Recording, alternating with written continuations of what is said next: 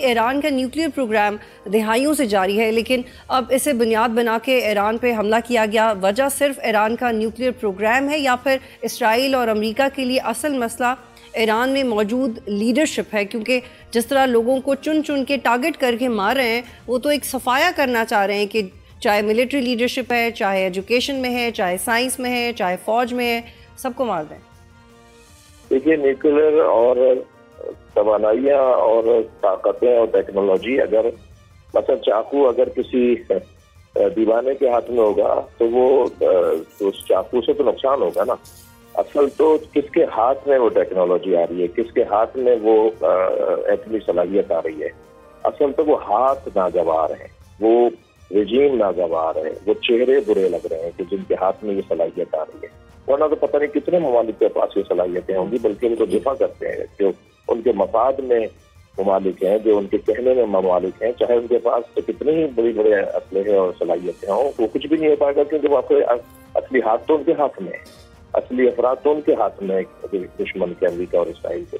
تو اصل تو وہ ٹیکنالوجی اسے کیا کرنا ہے، اس پہ کیا چار ڈالنا ہے اس کا۔ اصل تو وہ لوگ ہیں کہ جو اس صلاحیت سے اپنا دفاع کر سکتے ہیں، اپنی خودداری، اپنی جلالت کو ثابت کر سکتے ہیں۔ اصل تو وہ افراد میں برے لگ رہے ہیں، سچی بات ہے، سیدھی بات ہے۔ یہ رجیم چینج کرنے کا، اور اب تو رجیم ادھر چینج ہونے جا رہا ہے الحمدللہ انشاءاللہ۔ میرا اپنا خیال یہ ہے اور مشاہدہ یہ ہے، اور اب مسلسل دیکھ رہے ہیں کہ اب نتن یاہو کا رجیم چینج ہونے جا رہا ہے، یعنی اسرائیل کی رجیم چینج ہونے جا رہی ہے، اب امریکہ کی رجیم چینج ہونے جا رہی ہے۔ انہوں نے جال ڈالا تھا، انہوں نے چال چلی تھی، تو اللہ کا بھی تو کوئی ارادہ ہے نا، اللہ بھی تو کوئی منصوبے رکھتا ہے۔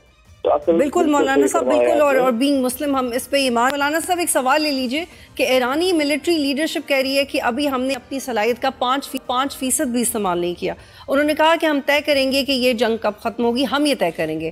آپ اس جنگ کا مستقبل کیا دیکھ رہے ہیں؟ کیا یہ وہی آخری مارکا ہے جس کا پہلے ہسٹری میں بتایا بھی گیا ہے، یا یہ ایک وقتی لڑائی ہے اور ایک اسٹرانگ میسج کے ساتھ ایران یہ لڑائی ختم کر دے گا؟ میرا تو بہت ہی واضح اور بہت ہی مجھے اپنے پر وہ ہے کہ یہ وہ آخری جنگ ہے۔ یہ انشاءاللہ اسرائیل فتح ہستی سے مٹے گا۔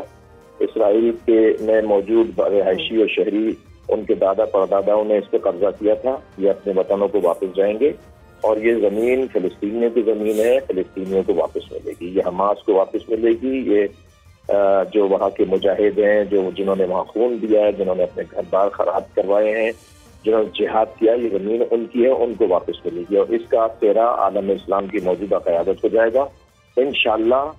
لیکن مولانا صاحب، ایران یہ اکیلے کیسے کرے گا؟ ڈپلومیٹکلی سعودیہ نے بھی ماضی میں بھی ریسنٹ پاسٹ میں اپنا سٹانس بدلا ہے، لیکن کیا سارے مسلم ممالک ہیں؟ کیا سب کا وہ کردار ہے؟ اس کا جواب تو نفی میں ہی ہے نا مولانا صاحب۔